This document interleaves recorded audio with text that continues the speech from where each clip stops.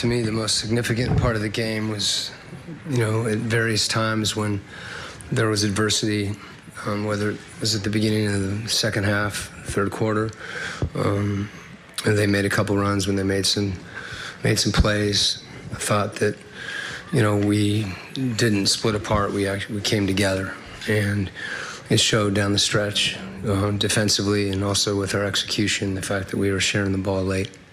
I mean, like they were saying before, just get connected. I mean, they're going to hit shots. The NBA players, they're going to hit some tough shots. But, we know what we're capable of. And we just buckled down at the end. We got some timely rebounds, made some, DJ making the free throws at the end. And that led us to the win tonight.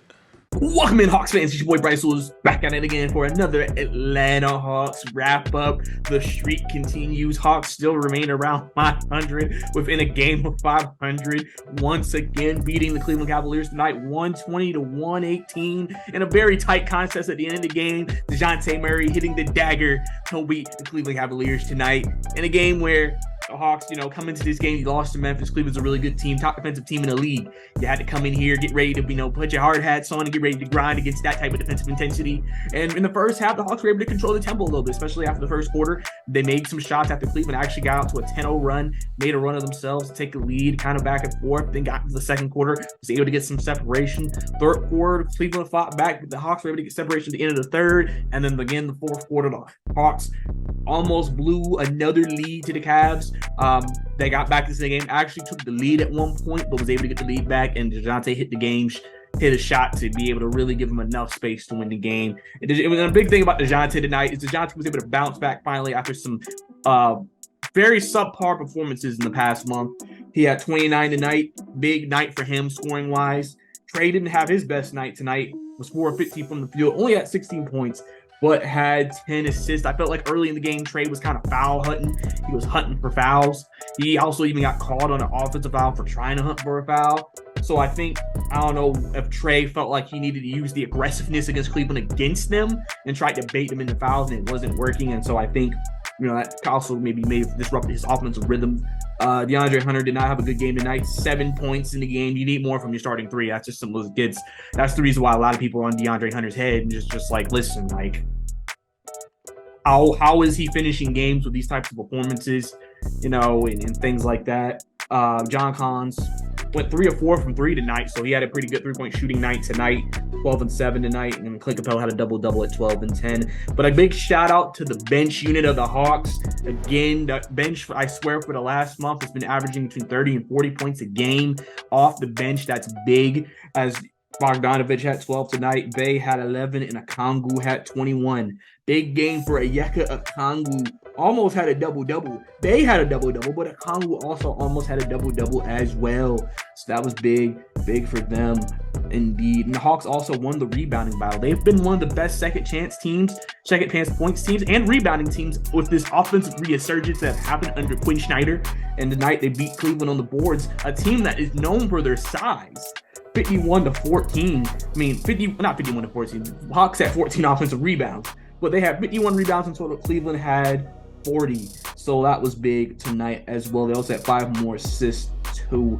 And the Hawks also shot really well from 3 tonight, shooting 12 of 27, 44%. So big for them to be able to shoot like that, even though Cleveland actually had a better field goal percentage at 51% for the whole game.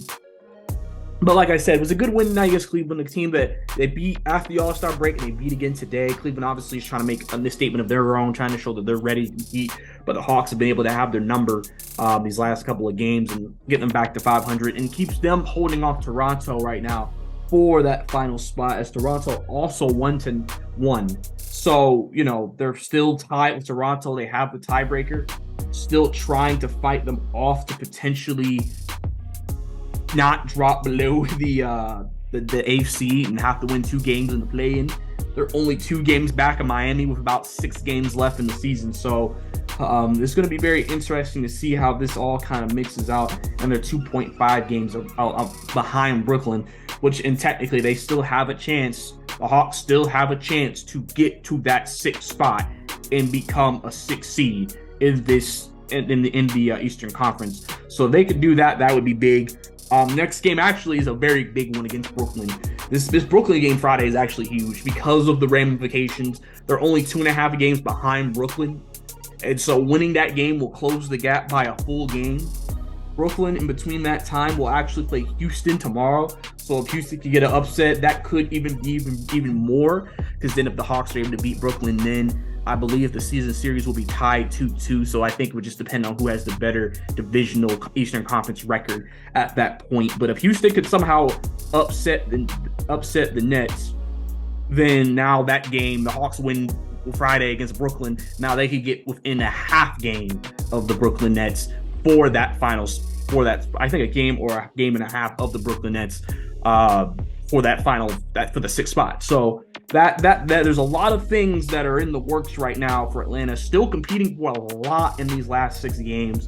But overall tonight, really glad about the performance we saw. Really got some good things going from the guys. Really played well tonight. Starters still struggle closing games. Still has been an issue. I think a lot of people just feel like the starting lineup is limited in what they can do, and that's why it really depends on DeJounte and Trey hitting shots. If they're not hitting shots, it's the finishing unit, which is the starting lineup, will struggle in those situations, and I think it's been seen multiple times in this season, and I think that's going to be something that's going to be big too. So obviously, like I said, big game for them. Coming up Friday, beating Cleveland was big for them, just to keep themselves again in the 8th spot in the Eastern Conference, and as they try to work their way up. I think, like I said, they could score with the best of them. They scored 120 points tonight. They are a scoring basketball team. So expect that Brooklyn Nets game to be another high-scoring game. They'll be in Brooklyn for that game before they come back to Atlanta for Dallas, then go to Chicago, then back to Atlanta for 2 more games, and then end the regular season in Boston in the last game of the season. So we're gonna have to see what happens. Like I said, really happy that DJ was able to get back tonight. I'm glad Okongwu had a big game tonight. I'm glad the bench mob was able to have another big game for this team as well. I know some people have been asking the question of why isn't guys from the bench playing? Why aren't they playing over the starters late? Because they're playing better than the starters.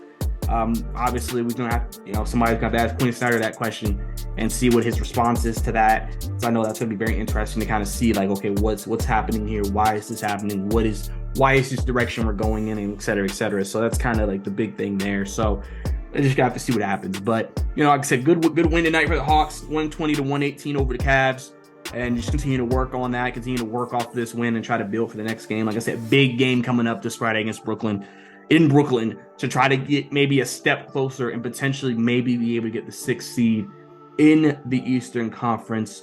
So that obviously would be a very, very big deal if they were able to pull that off. So, that's all I got for you guys. If y'all want to catch up with me on my Hawks takes, follow me on Twitter at Brycey_2K. Follow me for all that on all my videos. Subscribe on the channel right now. It's Bryce Lewis right now. All my Hawks, also some Falcons content. Obviously, we're getting close to the draft, so I'm going to talk about that as well. But it's your Atlanta Hawks wrap up. It's your boy Bryce Lewis signing out.